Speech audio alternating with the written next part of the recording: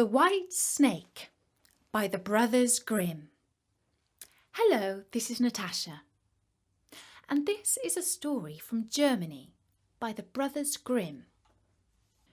The Brothers Grimm, Jacob and Wilhelm, travelled around Germany asking people to tell them the traditional stories that had been handed down by word of mouth for centuries.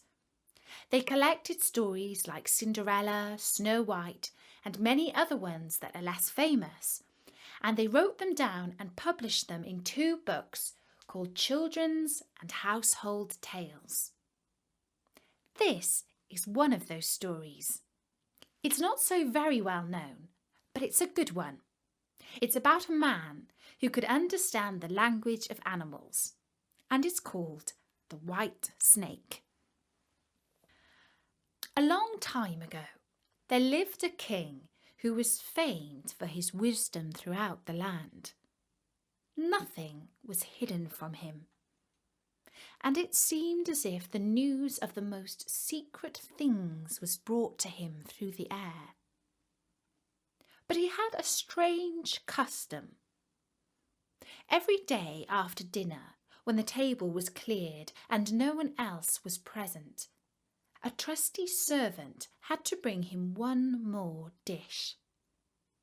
It was covered, however, and even the servant did not know what was in it. Neither did anyone know, for the king never took off the cover to eat of it until he was quite alone. This had gone on for a long time, when one day the servant who took away the dish was overcome with such curiosity that he could not help carrying the dish into his own room. When he had carefully locked the door, he lifted up the cover and saw a white snake lying on the dish. But when he saw it, he could not deny himself the pleasure of tasting it, so he cut off a little bit and put it into his mouth. No sooner had it touched his tongue than he heard a strange whispering of little voices outside his window. He went and listened, and then noticed it was the sparrows who were chatting together and telling one another all kinds of things which they had seen in the fields and woods. Eating the snake had given him the power of understanding the language of animals. Now it so happened that on this very day the Queen lost her most beautiful ring, and suspicion of having stolen it fell upon this trusty servant who was allowed to go everywhere. The king ordered the man to be brought before him, and threatened him with angry words that unless he could before the morrow point out the thief, he himself should be looked upon as guilty and executed. In vain he declared his innocence. In his trouble and fear he went down into the courtyard and thought long and hard. Now some ducks were sitting together quietly by a brook and taking their rest. And whilst they were making their feathers smooth with their bills, they were having a confidential conversation together. The servant stood by and listened. They were telling one another of all the places where they had been waddling about all the morning, and of what good food they had found. And one said in a pitiful tone, "Something lies heavy on my stomach.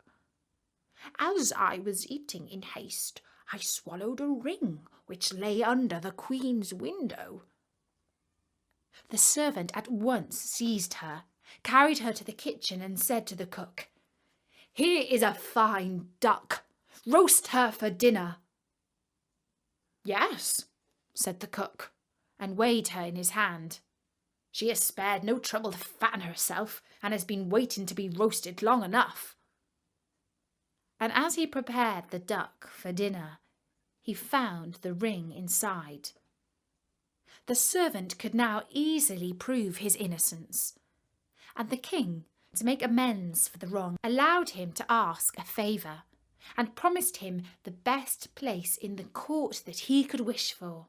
The servant refused everything, and only asked for a horse and some money for travelling, as he had a mind to see the world and go about a little.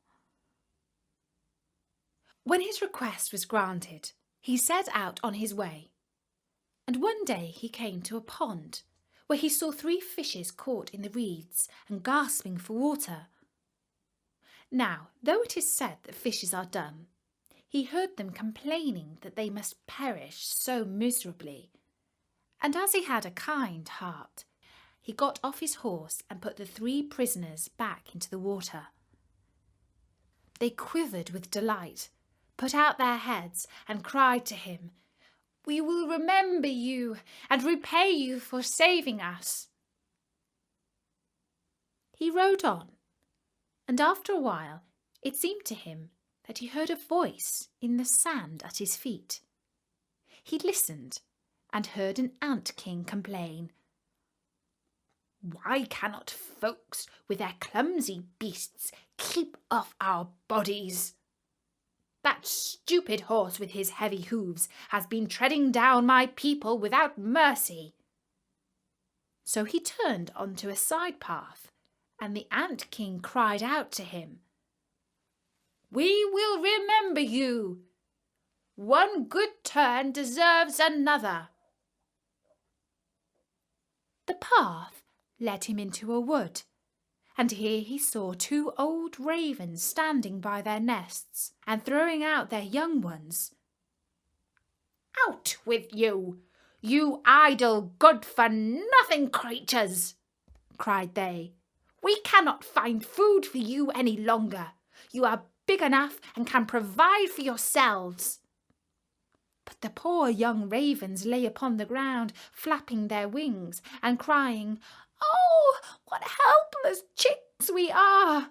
We must shift for ourselves, and yet we cannot fly. What can we do but lie here and starve?"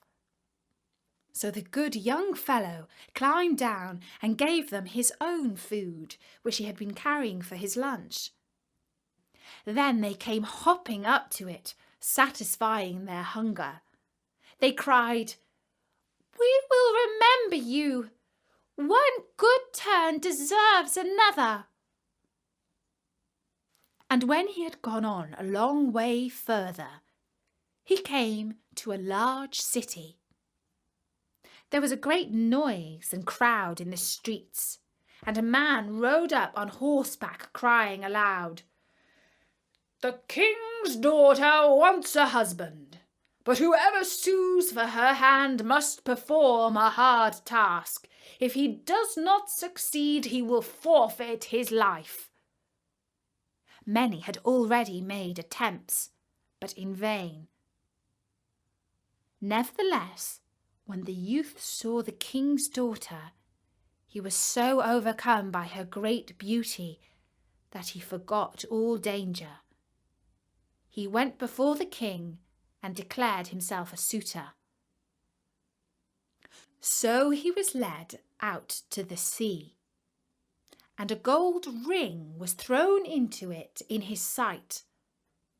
Then the king ordered him to fetch this ring up from the bottom of the sea, and added, "If you come up again without it, you'll be thrown in again and again until you perish amid the waves."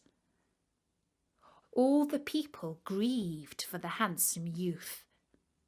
Then they went away, leaving him alone by the sea. He stood on the shore and considered what he should do, when suddenly he saw 3 fishes come swimming towards him, and they were the fishes which he had saved. The one in the middle had a mussel in its mouth, which it laid out on the shore at the youth's feet, and when he had taken it up and opened it, there lay the gold ring in the shell. Full of joy, he took it to the king and expected that he would grant him the promised reward. But when the proud princess saw that he was not her equal in birth, she scorned him and required him first to perform another task. She went down into the garden and strewed with her own hands 10 sacks full of millet seed on the grass. Then she said, "Tomorrow morning, before sunrise, these must be picked up, and not a single grain be wanting." The youth sat down in the garden and considered how it might be possible to perform the task, but he could think of nothing. And there he sat sorrowfully waiting for the break of day, when he should be led to his death. But as soon as the first rays of the sun shone into the garden, he saw all 10 sacks standing side by side, quite full, and not a single grain was missing. The ant king had come in the night with thousands and thousands of ants, and the grateful creatures had by great industry picked up the millet seed and gathered them into the sacks. Presently the king's daughter herself came down into the garden, and was amazed to see that the young man had done the task she had given him.